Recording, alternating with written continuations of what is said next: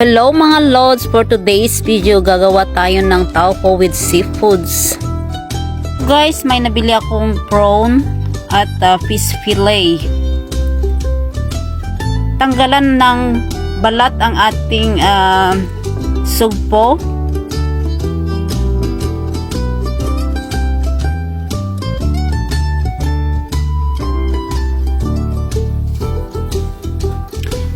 Linisin natin ito guys.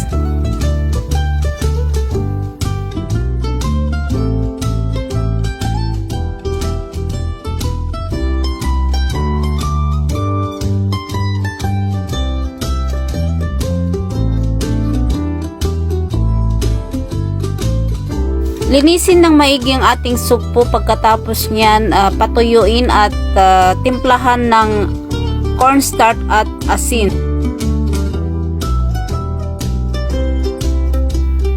Dito guys, may nabili akong tofu, yung pang fried ang binili ko guys.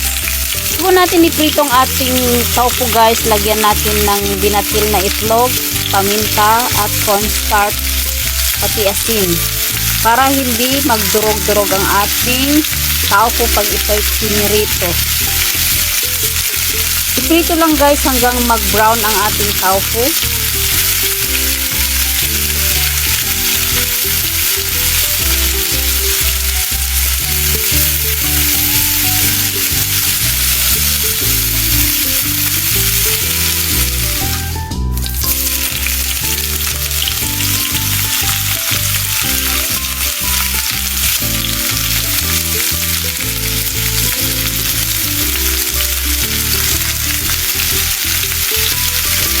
Ganon din guys ang gawin natin sa ating fish fillet at ang ating sugpo. Lagyan din ng itlog at harina.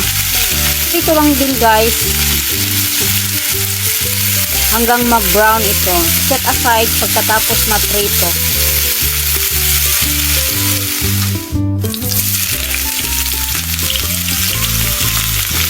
Pagkatapos ma-fried lahat ng ating seafoods at tofu, maggisa ng ating bawang at luya.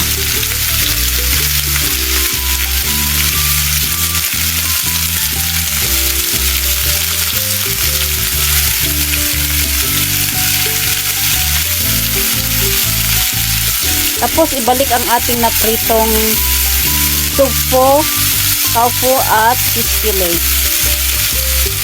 Ang sauce guys, isang kutsarang oyster sauce, isang kutsarang light soya sauce, cornstarch at tubig. Tapos lagyan din ng green onion. Napakasarap talaga to guys at napaka-healthy.